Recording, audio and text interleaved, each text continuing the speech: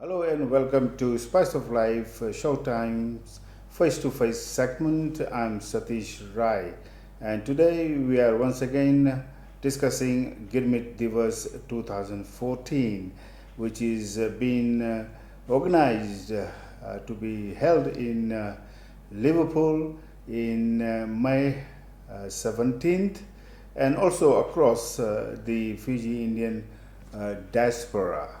Uh, Today we are going to talk about a very pertinent question, and in order to answer the question, here with me today is Professor Subramani. Welcome. The question I'm going to ask Professor Subramani is Girmit relevant today? Girmit has become, for many of us, something like an ideology, a belief system. An ideology is something that sustains our thinking, and historians, writers, educators use it as a point of reference in their work. Now, for an ideology to remain dynamic, it has to be constantly interpreted and reinterpreted so that it retains its force. Otherwise, it loses its dynamism, its vigor. Now, the way Girmit has to be addressed now is by getting rid of a couple of misconceptions that we have. We ourselves have certain misconceptions, and there are also misconceptions introduced by others. Now let's talk about our own misconception. You will see that there is extensive writing on the subject of Girmit, and there's a great deal of discussion about it as well. One theme that you find constantly in the writing and discussions is that Girmit was a suffering, it was painful, there was a lot of oppression. Certainly, there was all this. But there was another side to it too. It was, for a lot of people, a new beginning. It was full of new opportunities. And also a certain kind of freedom from old entanglements. Now, this is a very different way of looking at Girmit. And if you look at it from this perspective, the whole ideology alters significantly. Now let's turn to the misconceptions that others have brought into this thinking about Girmit, particularly Westerners and colonizers who had vested interest. And our Aitauke brothers have come to believe what the colonialists and outsiders have said. But also, let's be truthful, they're also beginning to re-examine the subject, particularly the educated ones at the universities.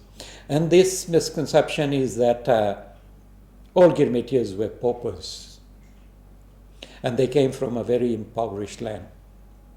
Now, India is not totally impoverished. Some parts are impoverished. And all the Girmitians who came were paupers. Certainly, my father wasn't a pauper. He came with books. He could read and write.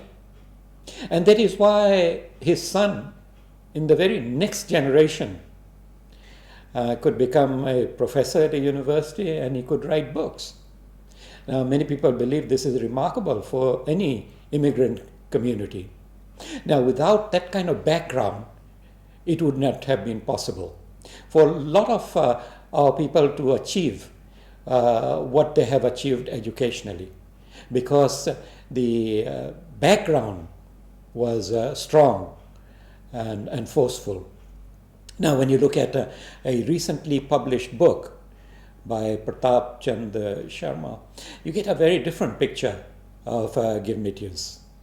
Here is a family that had priests, had orators, had poets, a very different kind of a community here in Sawani, from where Pratap Chand Sharma came from. And his poetry is well worth looking at. Now, how can Girmit be given a new meaning, a new perspective? I believe it has to be reinterpreted, and a new ideological formation ought to take place. And this ideology, new ideology, ought to seep into our community. Now, I think a legitimate question that is to be asked is, how can it seep into our community? Well, this Girmit Divas is a good example of how it can, provided it is meaningful, it has a purpose, a kind of purpose that I'm describing. It can seep into our community through education, through parents telling their children about the experience of Girmit, through songs, through films, through music, through literature, and certainly through the kind of dialogue that we are engaging here in the media.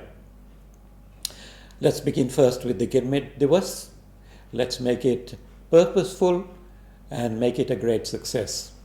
And I wish it well.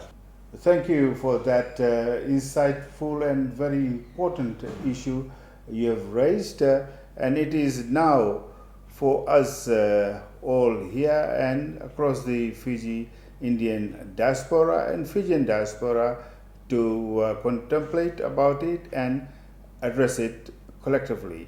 And until the next time, is goodbye from me from here, Studio Rai Vision.